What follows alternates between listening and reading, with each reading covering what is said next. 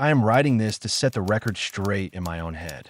My future mother-in-law wore a white dress to our wedding, and personally, I didn't have a problem with it. But my fiancé was furious with me about it, and now I need help figuring it all out. Let's start from the beginning. I'm getting married. We're having a traditional Indian wedding.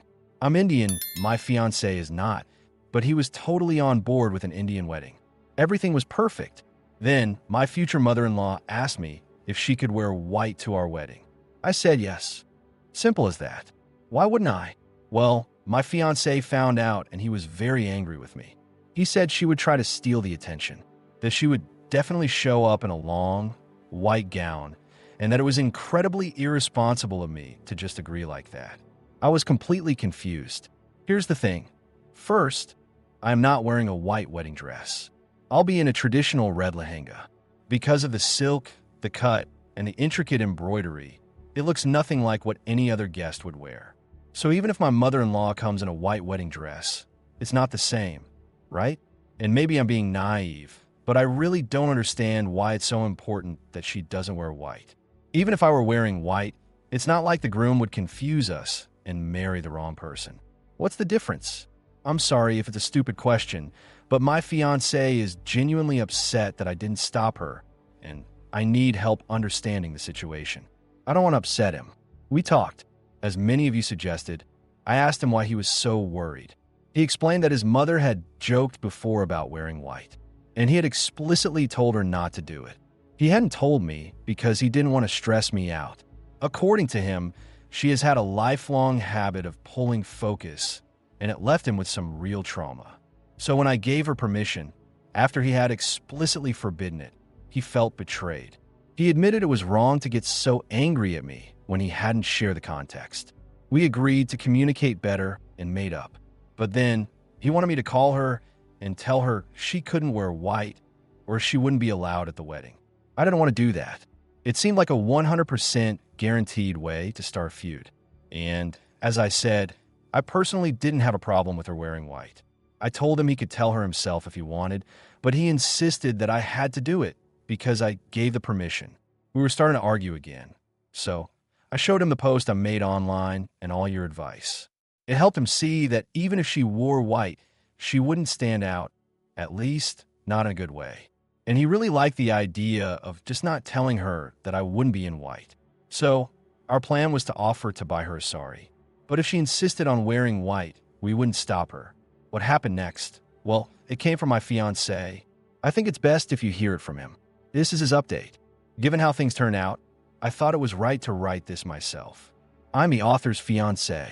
After Pia, not her real name, posted her story, many commenters said I was wrong. Wrong for not dealing with my mother myself, and especially wrong for getting angry at Pia without explaining.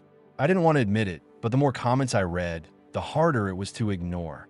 I don't have a good relationship with my mother. Looking back, I see that any event, sports games, graduations, was always about her. I always felt like my life and achievements were just an extension of her own. I suppressed my resentment because everyone around me acted like this was normal. I didn't know how to deal with it, so I just tried to get away. I went to the farthest university I could and stayed away. Meeting Pia was my luck. For the first time, I started to like myself. I didn't have to hide my successes or failures. Her family was so warm and accepting that my childhood seemed like a distant nightmare. I thought now that I was an adult, I could handle it. Why poke a sleeping bear? Reading that post and the comments. I don't think I understood how important this wedding was to me. Not just marrying the girl of my dreams, but the ceremony itself. I had a very clear image in my head of what I wanted. But a mix of childhood trauma and the idea that a wedding is the bride's day, that men shouldn't care about such things, stopped me from expressing it. I also didn't realize how badly I wanted this event to be about us, and not about my mother. This hellish cocktail of repressed feelings is why I unfairly snapped at Pia when my mother tried her old trick. In that moment, I completely forgot that white isn't the wedding color at Indian weddings. I just felt a cold sweat at the thought of another important moment being stolen. I had a breakdown that night. A real one. I sobbed. The next morning, I expected to wake up alone with a message that the wedding was off. But Pia stayed. She convinced me to go to therapy. Therapy really helped. It let me understand the anger and resentment and how to deal with it instead of just ignoring it. It let me be truly honest with Pia about my family, and it transformed our relationship. Now, the wedding itself. It was incredible. We decided to invite my parents only to the third day of the ceremonies, and it worked better than I could have imagined. First, my mother had no idea what an Indian wedding was like. So, when she showed up in a long, white taffeta ball gown, the security thought she had the wrong address and didn't let her in right away. I didn't plan that, but seeing her fuming at the gates while other guests walked past was delightful. Second, against the backdrop of embroidered Indian silks and satins, her dress looked frankly cheap. Instead of outshining everyone, she just looked like she didn't belong. It highlighted how gorgeous everyone else was. Pia looked especially beautiful in a red lehenga choli, with intricate henna on her hands and feet, and a matha patty that made her look like a princess. I forgot about my parents, my anxieties, the whole world. I couldn't take my eyes off her. Then, my mother started trying to interrupt the ceremony. She coughed loudly. Auntie Pia, sitting next to her, gave her a cough drop. She tried to start a conversation. Pia's 5-year-old niece said in a loud, squeaky voice, "Do you not know it's rude to talk at a wedding? I'm 5 and I know that." Later, I found out my wonderful sister-in-law had coached her. The third time she tried, Pia's cousin loudly whispered that the food must not have agreed with her, and she urgently needed the restroom, and practically shoved her out. After that, she sat quietly, and everyone acted like she didn't exist. At the reception, the contrast was even more obvious because she didn't know any Bollywood dances.